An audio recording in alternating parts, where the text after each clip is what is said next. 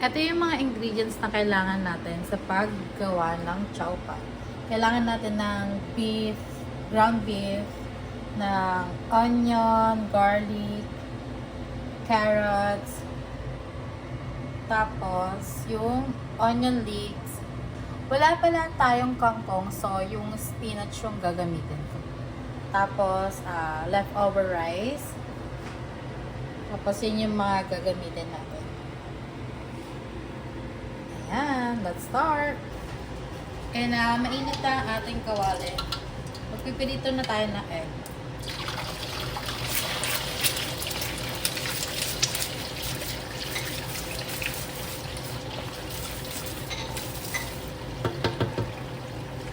Tapos, sa kabilang side, magpipirito tayo ng shark fin.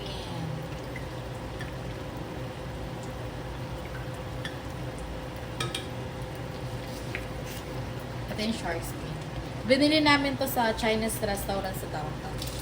Ito na ang ating egg. Hanguin muna natin.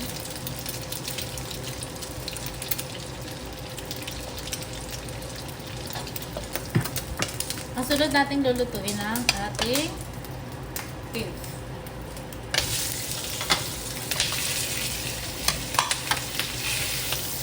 Dito lang tayo magtatagal sa beef.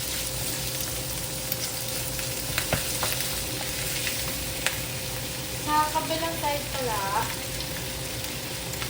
para bang nagluluto tayo ng chow pan natin, ipipirito na natin ang ating shark fin.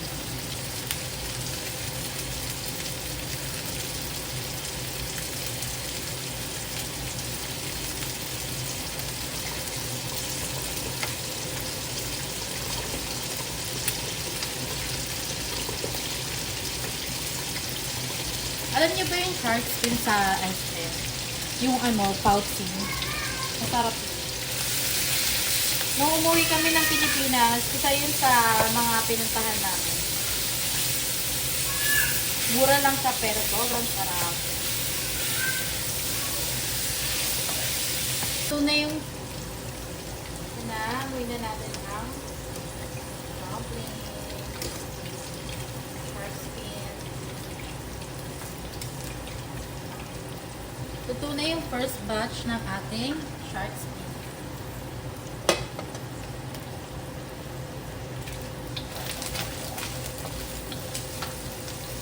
Second batch naman tayo.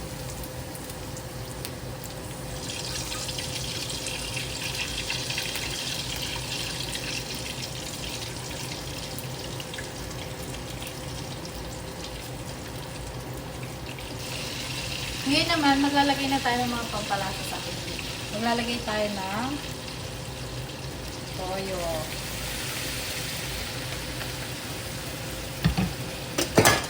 Maglalagay tayo ng pepper. Ayan. Tapos, ilalagay na din natin ito.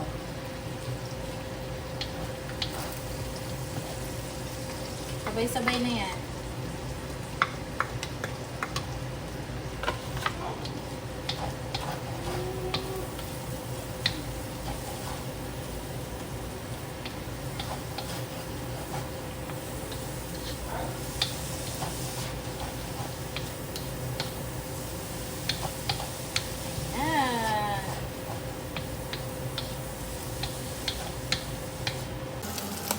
Ngayon, isang dito na yung ating meat.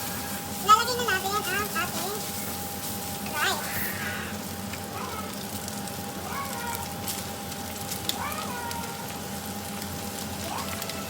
Leftover rice lang namin.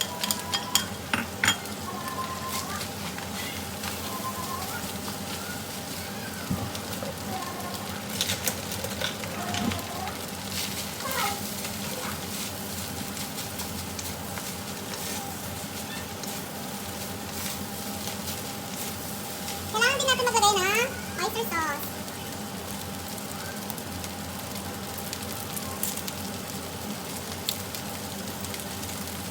Parang 1 tablespoon ng oyster sauce. Ayan, okay na yan. Tapos, luto natin.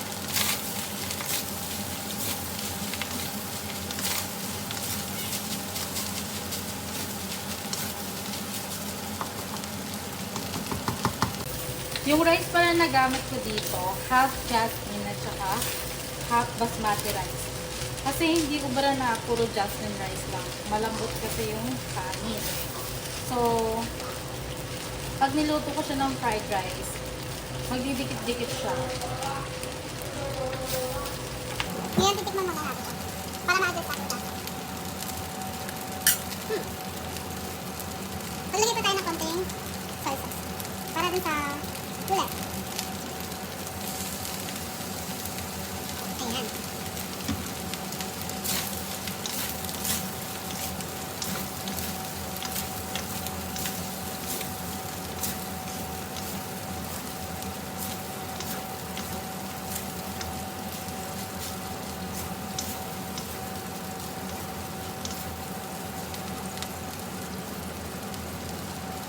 Ito na yung second batch natin ng spice cream.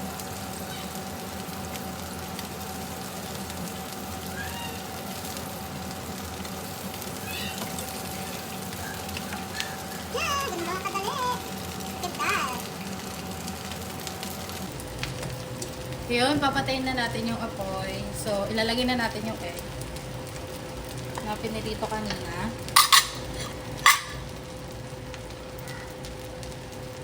Ilalagay na din natin ang ating spinach at saka green onion. Wala kasing mabilan na kangkong, so pwede na yan.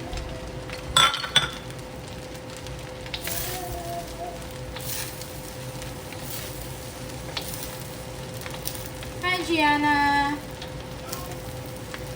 Go to your dad, Gianna.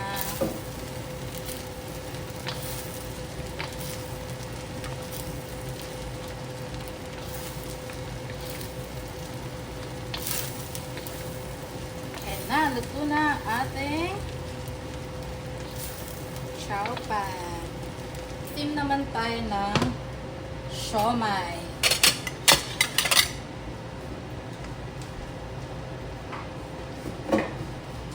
Nagpakulo na ako ng tubig. Ang siyan.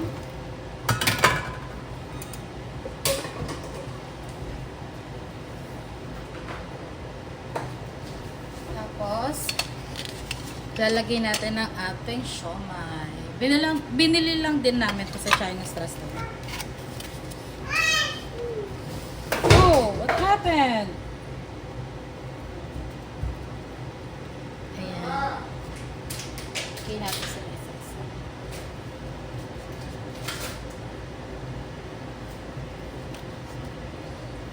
Ito yung siomai na masarap. Hindi siya puro laman lang. Meron din siyang fats. So, pag kinain mo siya, juicy siya.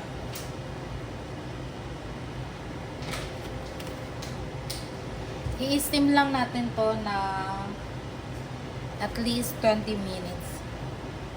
Then, kakain na tayo.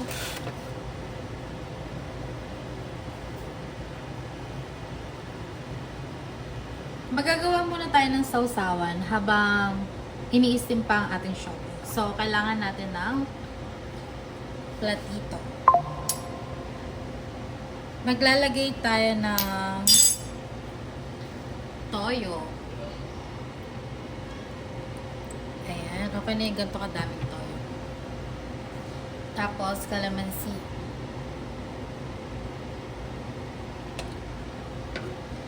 Siyempre, hindi natin kailangan kalimutan ng ating chili oil.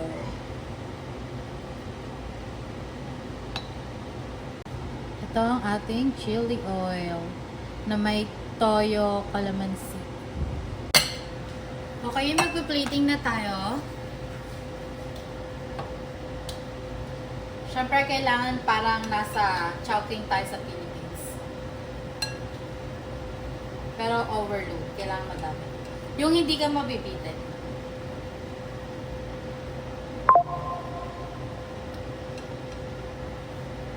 Ayan. Meron ng chow pan. Ngayon, maglalagay na tayo ng steamed siomai. Lalagay tayo at least 3 pieces.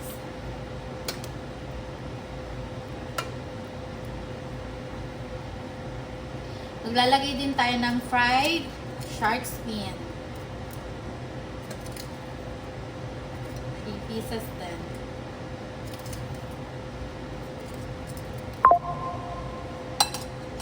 Tapos, ang pinaka-importante sa lahat, ang ating chili garlic oil.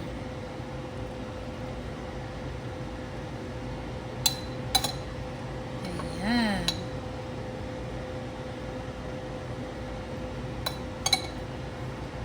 Look at that, guys.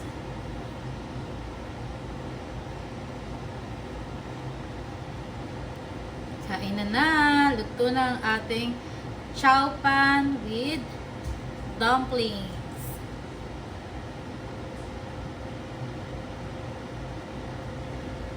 Ito na lahat ng ating mga naluto.